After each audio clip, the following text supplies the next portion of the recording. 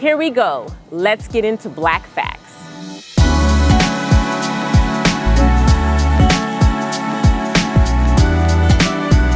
Welcome back to another episode of Black Facts. Today we're going to be talking about Black women's reproductive health, a very important topic, with Dr. Nadine Lyseight.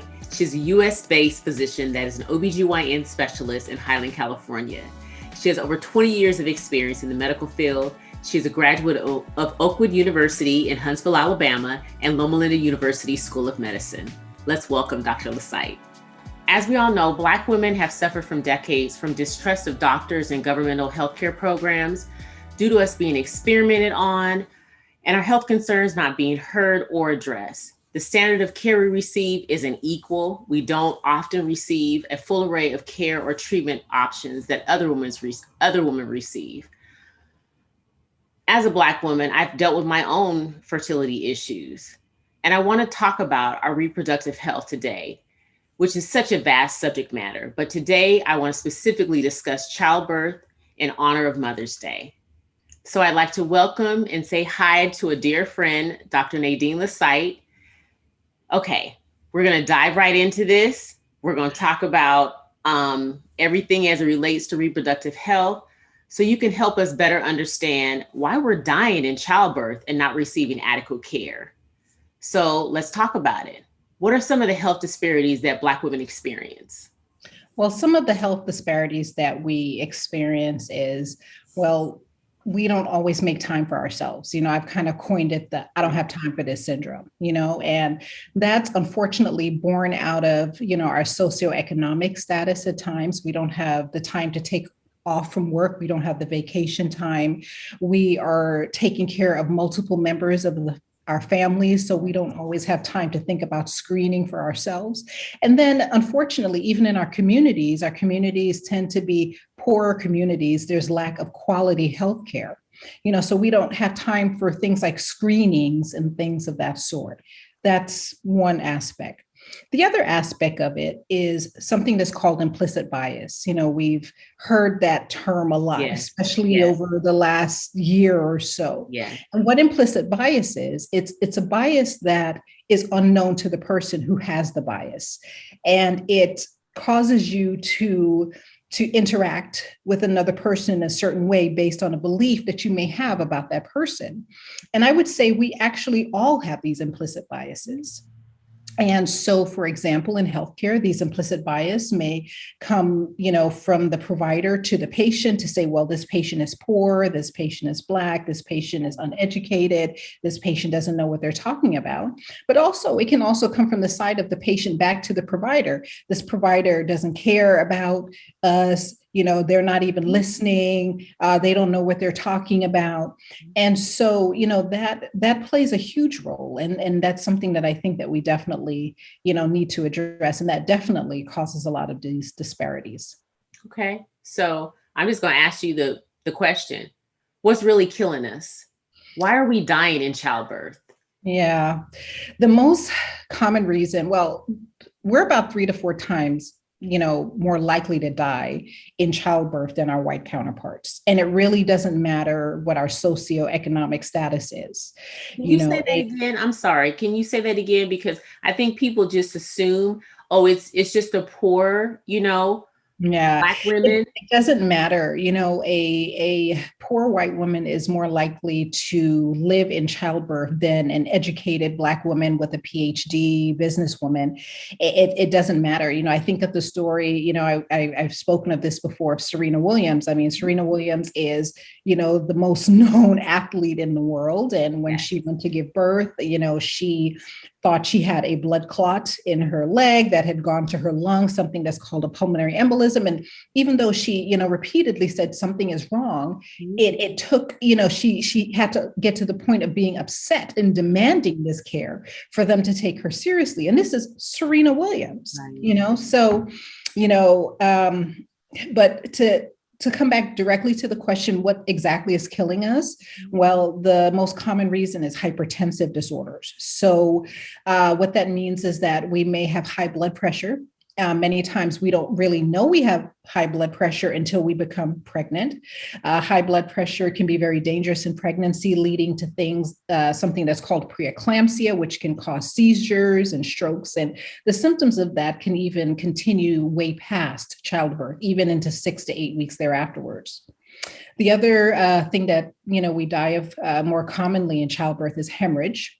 Meaning we bleed more. There's lots of different reasons for that. A common cause, it could be fibroids in our uterus. Black women tend to suffer with fibroids quite a bit, and that does interfere with the uterus being able to clamp down. Also, things that also kill us is like heart disease. Again, maybe from pre-existing conditions that we didn't really know about until, we were, pregnant. Question. So you talked about fibroids. Yes. Should we get those fibroids removed before we decide that we want to, It depends on bearing the children? extent. Yeah, it depends on the extent of the fibroids. But when I mention fibroids and hemorrhage and in childbirth is, there's certain steps and things that you can do, if your patient has fibroids, to kind of prepare to say, well, if this patient hemorrhages, this is what we can do, because the fibroids may cause the uterus from, contracting and so forth. But some fibroids need to be removed, but not all. It depends as to where they're located, how large they are, as long as they're not interfering with the pregnancy, the growth of the baby, and so forth. Okay. So you started off by talking about the health disparities. How can we address these health disparities? You mentioned implicit bias, being stereotyped. Yeah, it's really two-part. To address this is one on the side of the patient, and the other is on the side of the healthcare provider. So I'll speak initially, about the side of the patient. We need to educate ourselves. I was talking to my patients about, were you looking on Dr. Google, but I say that as a joke, but we need to be educated. We need to realize that, these symptoms are not okay. We need to stop ignoring our symptoms. We need to take care of our bodies. We need to eat better. We need to exercise. We need to drink more water. We need to take care of our mental health, and realize we need to go to our screenings. That pretty much goes back to, access to healthcare, screening exams. The whole point of doing a screening exam is to try to find a disease before it becomes bad. So we do mammograms to try to find abnormal cells that can become breast cancer. We do Pap smears to be able to find abnormal cells that can become cervical cancer. We do colonoscopies to find abnormal cells that could become colon cancer, right? So it goes back to having access to that care and finding value in that. On the side of the healthcare provider, it goes back to these biases. Number one, we have to admit that they're there, because many of us don't want to admit that these biases do exist. I think many physicians are well-meaning people, but they may not realize that they have these implicit biases that are then, kind of guiding the decisions that they make for certain patient populations.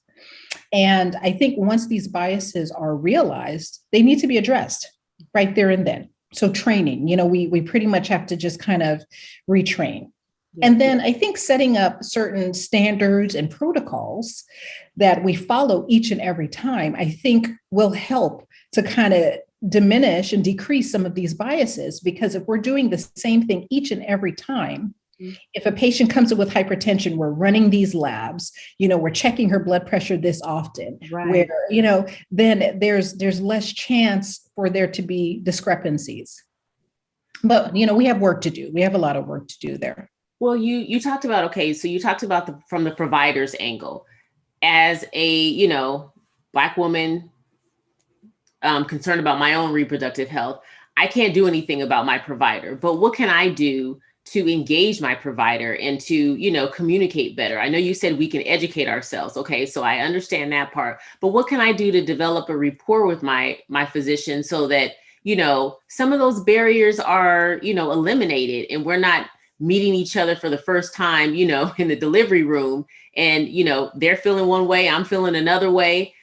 how can we, like I said, start working on that prior to, getting to that space? I think that we need to be respectfully clear and upfront of what our expectations are. Mm.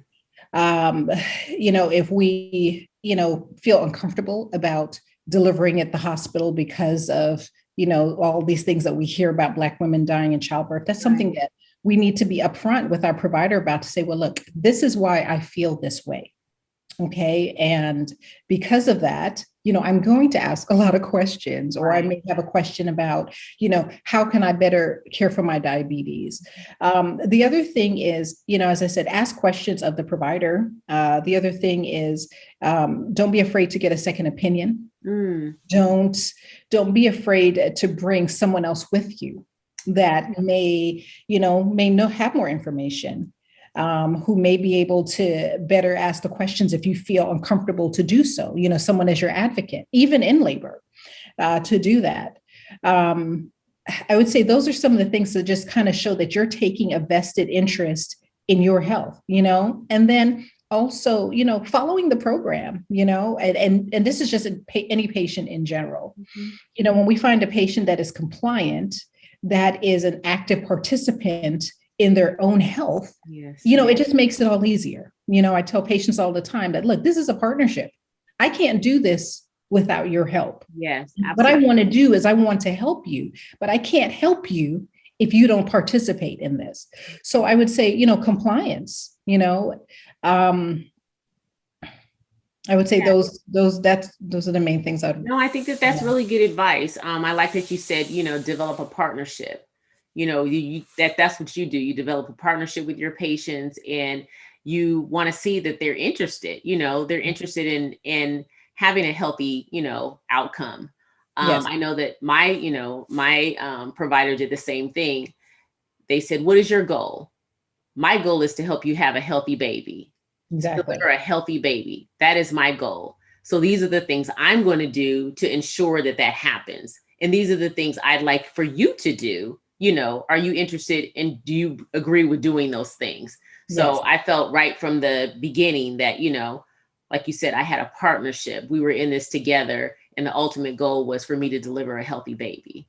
And if you're not feeling that from that provider, if you're not connecting in that way, with that provider, don't be afraid to get a second opinion, or don't be afraid to say, doctor, I don't think that we're really connecting in a manner, what can we do so that we can have a better, partnership, a better relationship?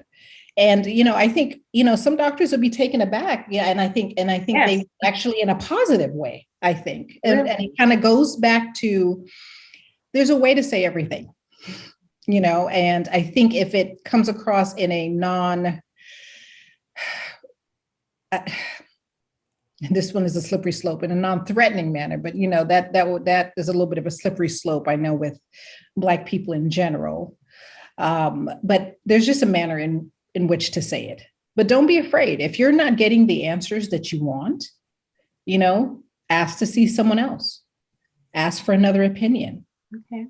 Seek care elsewhere. I mean, it is your right. Okay. I like that. I would not have thought that would be something that you would say, if you don't feel comfortable, let them know and ask for a second opinion, or, find another provider. So I really appreciate you saying that, because I think a lot of us are probably too scared, or believe that, well, they must be the authority. So if they're telling me something, it has to be, true. So I just need to kind of go along with what they say. So I appreciate you saying that basically we need to know our rights and advocate for ourselves. And I would say, many times I get, patients who come in for a second opinion, and I listen to the entire history and I do the physical. And many times I come up with the same exact conclusion that the other doctor came up with. Okay. Right. But I think it's just all about the interaction with the patient, being able to draw the patient in, making the patient feel empowered, in their own healthcare decision, I think is what really makes the difference. Okay. Thank you. So, okay, you mentioned lifestyle, that we need to take better care of ourselves. So we don't have hypertension. We're not, obese going into, childbirth. We are taking better care of ourselves. So what are things that we can do, lifestyle changes that we can make to make sure that we're reducing our risk from dying in childbirth? Well, we talked about that one of the number one reasons is hypertension. Well, number one, natural ways in which that we can aid and reduce hypertension is weight management. Yes. Unfortunately, we, as with the rest of the country, obesity is quite, rampant in our population. How we eat, much of our diet, I'm from the islands, and it's very, the diet is still very similar to the Black American diet, to, Blacks all over the world. We kind of took the most unhealthy food and, made it just super tasty. Right. And that's what our foreparents had to do at the time. Unfortunately, we've kind of carried down with a lot of those foods and traditions. And every once in a while, it's okay. But that being just your main way in which you eat, it doesn't work. Unfortunately, our foods sometimes are laden with salt and with fats and with sugar, and that leads to obesity and also, worsens hypertension. Can you say something? I'm sorry, didn't mean to interrupt you, but can you say something about getting pregnant does not give you kind of like it sure doesn't. You're eating for one. You're not eating for two. You're eating for one. You're eating for one. Pregnancy is not a license to go crazy. Yes. Pregnancy is not a license to put on 100 pounds. I tell people all the time, I'm saying, listen, the baby, the bag of water, a little bit of swelling is maybe about 20 pounds. So if you put on 100 pounds, when this baby comes out, you're going to have 80 pounds to lose. Right. And so it's not a license to just overdo it. Everything in moderation, and, just making healthful choices, plant-based choices, fruit, vegetables, water, things of that sort. Definitely some things that we can do. Yeah, it's definitely giving your baby the healthiest start possible. So yes. Okay, then we talked about health disparities, lifestyle changes that we need to make. What about continuity of care? Why is that so important? And how can we ensure that we get access to quality care? That's a really good question, Michelle. How can we make sure that we get access to, to quality care? As I said, unfortunately, many of us, tend to be in poorer neighborhoods, lower socioeconomic, neighborhoods. And there may be clinics and things of that sort, but they're usually well-meaning clinics, but they're usually pretty, overcrowded, not enough providers that are there. And that's something that we need to address on healthcare on our side. I'm not sure if that's something that the patient themselves can really address. Thankfully, nowadays, we live in a society where we can almost look anything up on our smartphones or on our computers and so forth.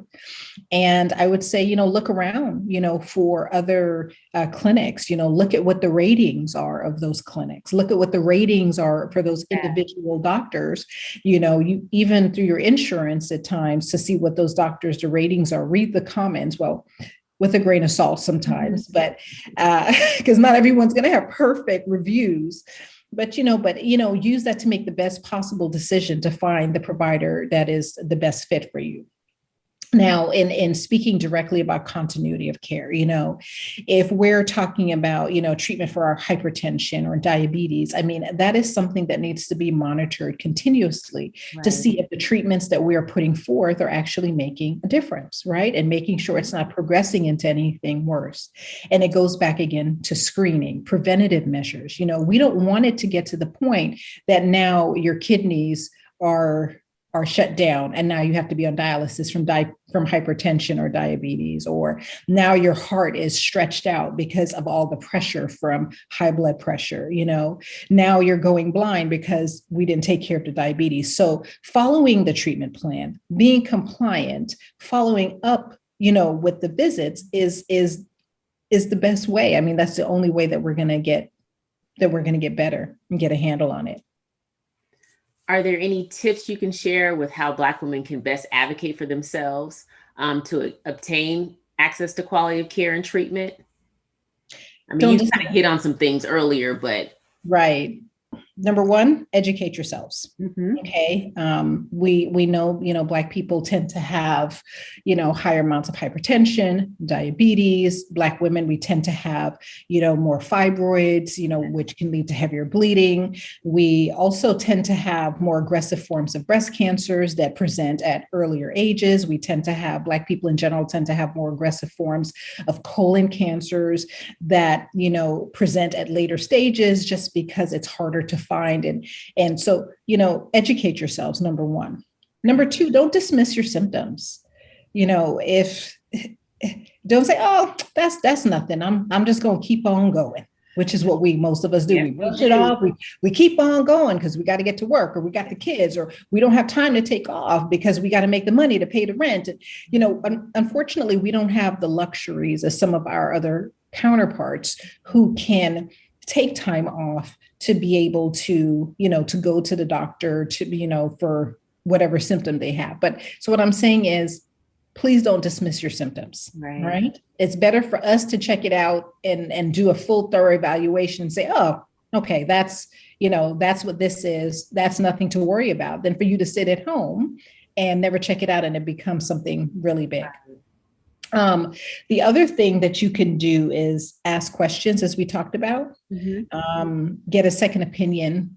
And if you have someone in your life who can advocate for you, bring that person along, and that person might be a family member. It might be a neighbor, don't be afraid to bring them, along with you.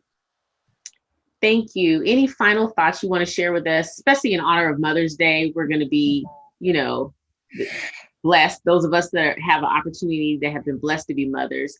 Is there anything that final thoughts that you want to share with our viewers? Like I said, just continue to tell them how important it is for them to address and take care of their reproductive health.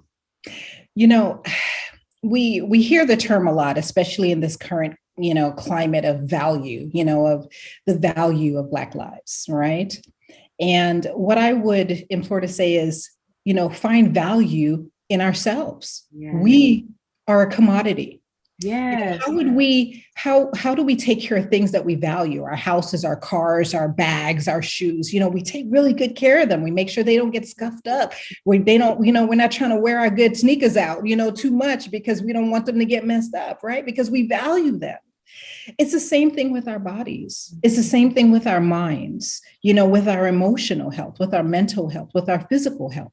We need to find value in ourselves, and finding that value is getting those screenings. Finding, that value is being compliant with the treatment. Yes. Finding that value is, asking these questions. And if we don't feel comfortable in that moment, to seek better care, because we are valuable, we deserve that just like everyone else. And I think many times just, Black people in general, Black women especially, women in general, we take care of ourselves last.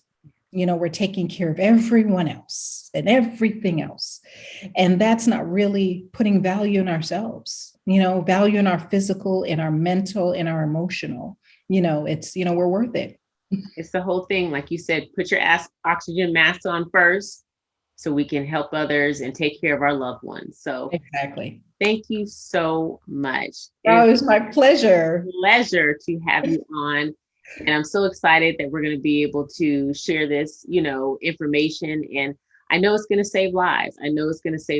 And we're going to do better. We're going to do better about taking care of ourselves, valuing ourselves, so that we can, continue to have beautiful, beautiful Black babies. That's right. So thank you again. Beautiful. Yes. Thank you. Thank you, Michelle. You have a good night. Nadine, I really appreciate it. Oh, anytime. Thank you, Nadine. I appreciate you so much for coming on and talking to us about Black women's reproductive health. And as you know, I'm going to have you back because I need to talk to you about Black women's gynecological health. That's another topic that's so expansive that we really need to dive into. I've learned so much from you today, and I have a better understanding of how racial biases and stereotypes impact Black women's reproductive health. And I also but have a better appreciation, I guess, of the lifestyle changes that we need to make, we must make to reduce our risk. As one Black woman to another, I'm asking all of you out there, please speak up and advocate for yourself. No one knows your body better than you do. Don't be afraid to ask questions and keep asking those questions until you get answers. We deserve to be heard and acknowledged. Our lives depend on it. They really do. If you have any questions or suggestions for show topics for Black Facts, be sure to email us at blackphacts@gmail.com and follow us on Instagram and Twitter. Also, make sure that you like our page and you subscribe to Black Voice News' YouTube channel, and come back and join me so we can all know the facts. Black Facts.